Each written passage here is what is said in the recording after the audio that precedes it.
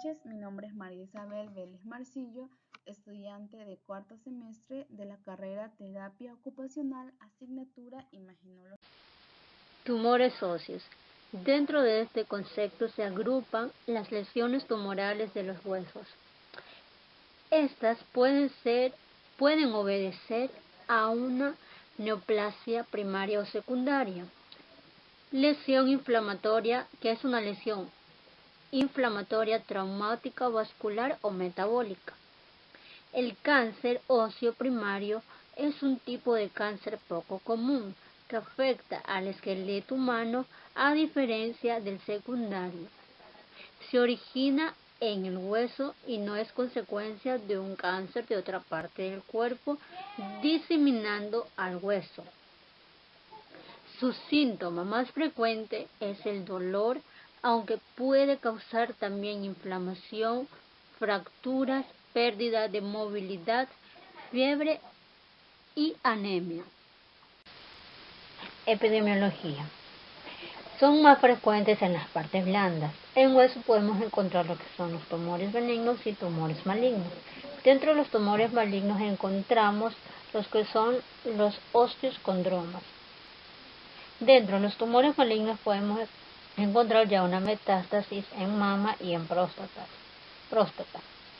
Y asimismo en adultos de 50 años podemos encontrar una mieloma. En niños lo más común que se da es una osteosarcoma. Clasificación de los tumores óseos. Como se dijo antes, los tumores óseos se clasifican en benignos y malignos. Estos a su vez tienen cierta clasificación en la cual encontramos los tumores formadores de huesos, formadores de cartílagos, los tumores medulares, los de células gigantes, los tumores vasculares, los de tejido conjuntivo, tumores de origen nervioso y lesiones pseudotumorales. A continuación vamos a hablar sobre la clasificación de los tumores de tejido óseo. En esto podemos encontrar los que son los tumores benignos, en los cuales encontramos los osteomas osteoides y los osteoblastomas benignos. Dentro de los tumores malignos de tejido óseo podemos encontrar los que son los osteosarcomas, que son los más frecuentes y malignos, los osteosarcomas yuctacortical,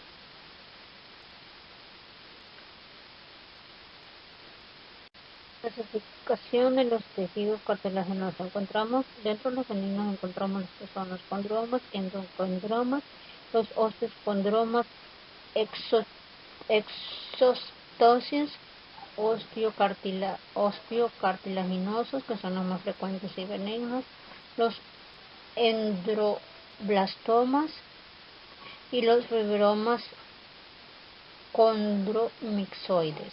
Dentro de los malignos encontramos lo que son los condrosarcomas yuctacortical y los condrosarcomas mesenquimales. Tumores de células gigantes. Estos encontramos lo que son los malignos, ya que son los que se dan en este tipo de tumores de células gigantes, son los osteoclastomas, y dentro de los tumores de médula ósea encontramos los sarcomas de Ewing, los retilosarcomas óseos y los linfosarcomas óseos, y a su vez también los mielomas. En la imagen que observamos aquí podemos ver un tumor en lo que es en un medular. Tumores vasculares. Dentro de estos encontramos lo que son los tumores benignos, intermedios y malignos. Dentro de los tumores benignos encontramos hemangiomas, los linfangiomas y los tumores glómicos o glomangiomas. Dentro de los intermedios encontramos los hemangiomas, endoteliomas los hemangiomas, perecitomas, y dentro de los malignos encontramos los angiosarcomas. Biopsia. La biopsia va a ser un procedimiento guiado por imágenes en la cual una pequeña muestra del hueso va a ser removida del cuerpo y examinada bajo el microscopio. Generalmente este procedimiento se llama biopsia de hueso cerrada o con aguja, ya que involucra la inserción de una aguja directamente dentro del hueso.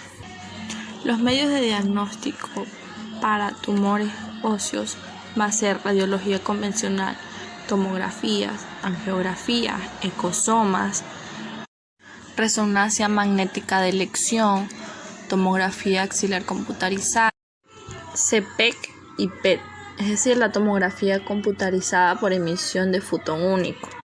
Los principios radiológicos para el diagnóstico de los tumores óseos van a ser la localización, los bordes, la matriz de composición en el tejido tumoral, el tipo de destrucción que éste da, la respuesta perióstica, la naturaleza de la extensión del tejido blanco en densidad y la naturalización solitaria o múltiple del mismo. La clasificación de las lesiones va a ser por tamaño, es decir, las lesiones benignas son las que se consideran menores a 6 centímetros y las malignas las que son mayores de 6 centímetros. Y también va a depender lo que es la velocidad de crecimiento, ya si es lento, moderado o rápido. Otra consideración van a ser los cambios de arquitectura interna.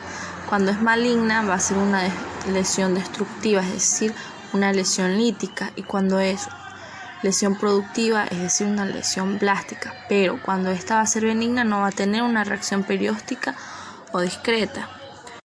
Con respecto a los márgenes, estos van a tener un patrón geográfico, van a ser de crecimiento lento, con poca agresividad, con bordes más o menos lobulados, y estos se van a dividir en un borde esclerótico, que esta es una lesión benigna con crecimiento lento, y un borde esclerótico. Ejemplo de estas podemos nombrar los que son los quistes simples. También están los sin bordes escleróticos. Este va a tener un margen tumoral, y como ejemplo de estas podemos nombrar tumores de células gigantes. Los osteomas son tumores óseos benignos, localizados principalmente en la región craniomaxilofacial. Estos muestran un crecimiento lento pero continuo y pueden ser lesiones únicas o múltiples con variación en el tamaño. El osteoma periférico en la región craniofacial se presenta con mayor frecuencia en los senos paranasales. Otros lugares que incluyen conducto auditivo externo, órbita hueso temporal y procesos pterigoides.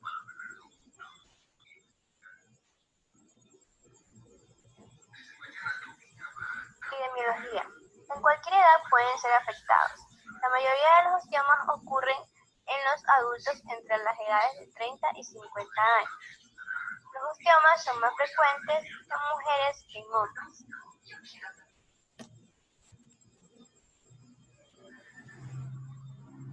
Síndrome de Gardner es un trastorno hereditario que se caracteriza por presentar pólipos intestinales, osteomas múltiples, fibrosas resistentes. La mayoría de los pacientes con esta entidad no presentan todo el espectro de la enfermedad. La presencia de estos osteomas múltiples en el maxilar, mandíbula y hueso facial no sugiere la posibilidad de que se presente este síndrome.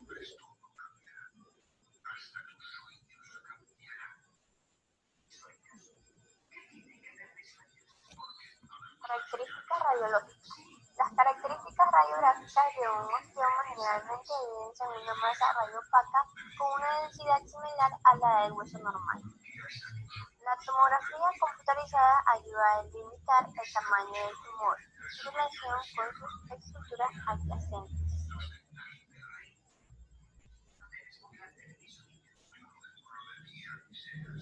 Métodos de diagnóstico. La radiografía panorámica es una técnica radiológica que muestra las estructuras óseas como los maxilares, la articulación de la mandíbula y los dientes del rostro del paciente en una sola imagen en general.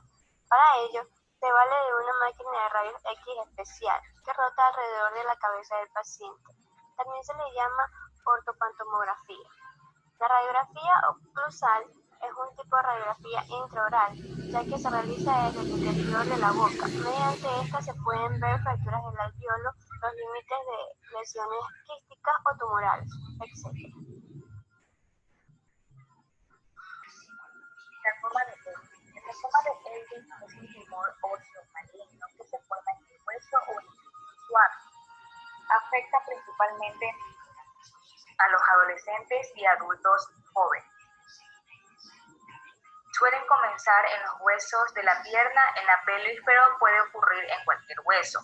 Con menos frecuencia, comienza en los tejidos blandos del pecho, en el abdomen y en las extremidades u otros lugares.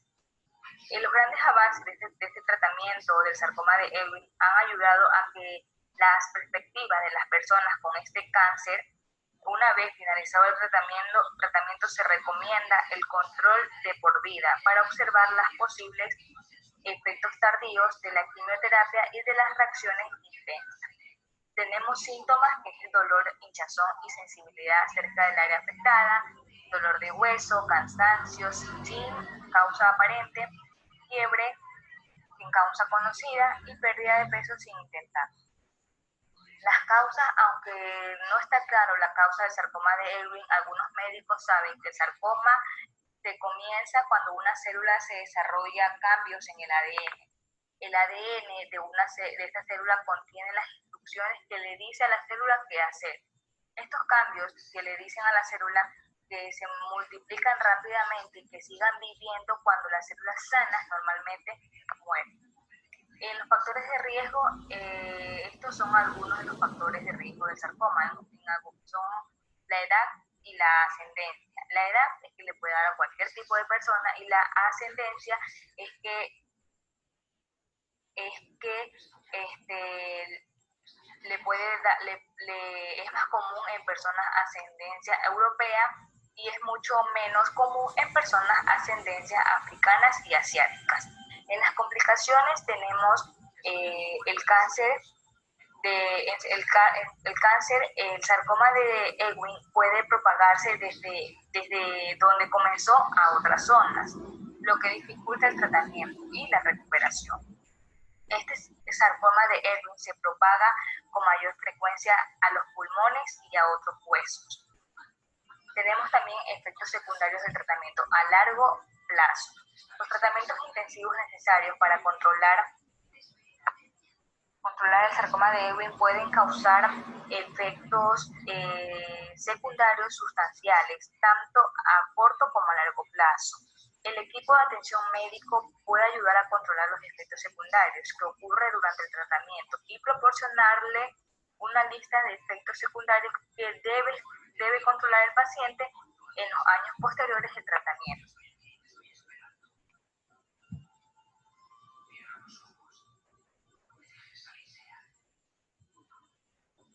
Reacción periódica. En la reacción periódica encontramos la reacción periódica sólida o continua y la reacción periódica interrumpida. En la reacción periódica sólida o continua es una capa simple o múltiples capas estrechamente superpuestas y fusionadas de hueso nuevo fusionadas a la superficie cortical. El resultado se denomina engrosamiento cortical. Ninguna reacción periódica es única para una determinación de lesión. Esta indica el crecimiento lento, generalmente indoloro, y se trata de un proceso benigno. Hay diferentes tipos de reacción periódica sólida. Tenemos la delgada, ondulante y densa elíptica. La delgada consiste en una capa fina de hueso, como se puede ver en el granuloma eosinofílico. Consiste en un óseo aneurismático, fibroma condromixoide, fracturas de estrés y algunos osteomielitis.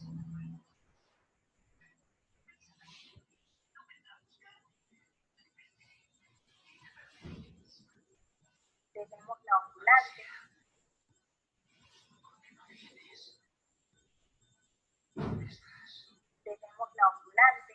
A su vez puede ser gruesa o delgada. La gruesa puede tener más de 1 centímetro de espesor, con bordes libres, ondulados y rugosos, y se da en varices de largo tiempo de evolución. La delgada se ve fundamentalmente en el borde cóncavo de los huesos largos, como en la osteodistrofia pulmonar.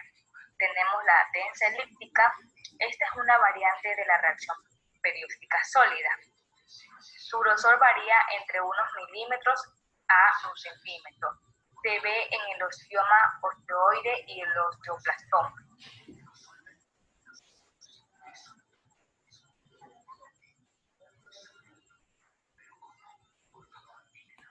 La reacción perióstica interrumpida. La reacción perióstica interrumpida se ve normalmente en tumores malignos primarios del hueso y en menor frecuencia. En alguna metástasis, algún proceso benigno altamente agresivo, hemorragias e infección. Hay diversas variantes morfológicas que generalmente son representativas de procesos más activos y agresivos. Aquí encontramos las reacciones lamelar en capas múltiples, espiculada paralela, las complejas, el triángulo de Cogma y las contrafuertes. Vamos a hablar sobre la laminar capas múltiples. Estas son hojas como hojas de cebolla. Está formada por planos concéntricos de osteoficación por fuera de la corteza. Se ven en algunos osteomielitis aguda y en ocasiones en la granuloma del fijo, en las fracturas de estrés y en la osteopatía neómica, y es más frecuente en procesos malignos, fundamentalmente en el sarcoma de Ewing.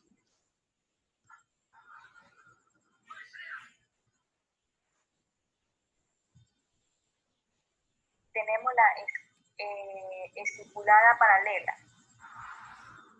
Esta también conocida como la reacción de cabellos erizados. Esta se presenta como una serie de pequeñas espículas, a veces de muy pequeño tamaño, como si fuera un tejido de terciopelo, y otras veces como sombras lineales, más largas.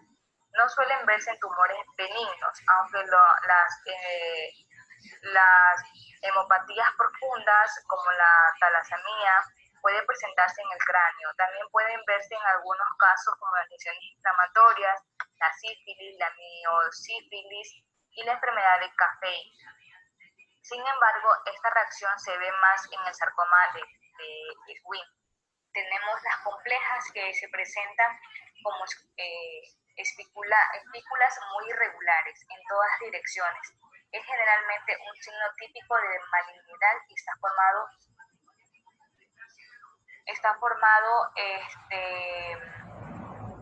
por osteoides neoformados y huesos reactivos.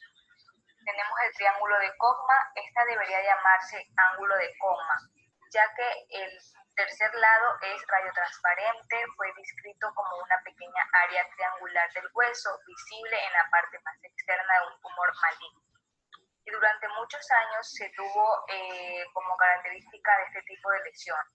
En la actualidad sabe que se produce por una ruptura de elevación periósteo por cualquier causa, y aunque en general son procesos malignos, también pueden estar producidos por hematomas y procesos inflamatorios. Este triángulo no debe darse más significado que el de una simple reducción perióstica interrumpida, ni debe seleccionarse esa zona como sitio de biopsia, ya que las áreas del triángulo no contienen células tumorales.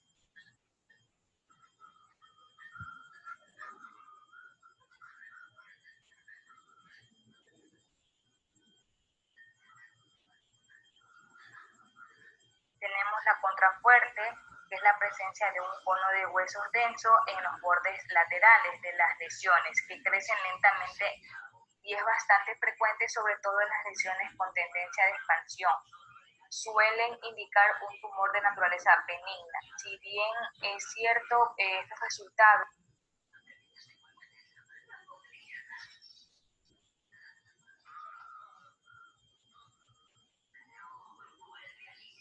cono de huesos denso en los bordes laterales de las lesiones, que crecen lentamente y es bastante frecuente, sobre todo en las lesiones con tendencia de expansión.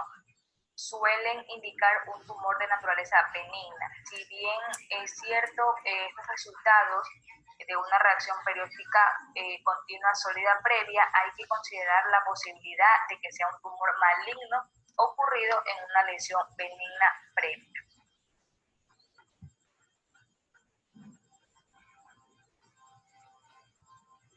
El día de hoy vamos a hablar acerca de lo que son los tumores óseos. Entre los más frecuentes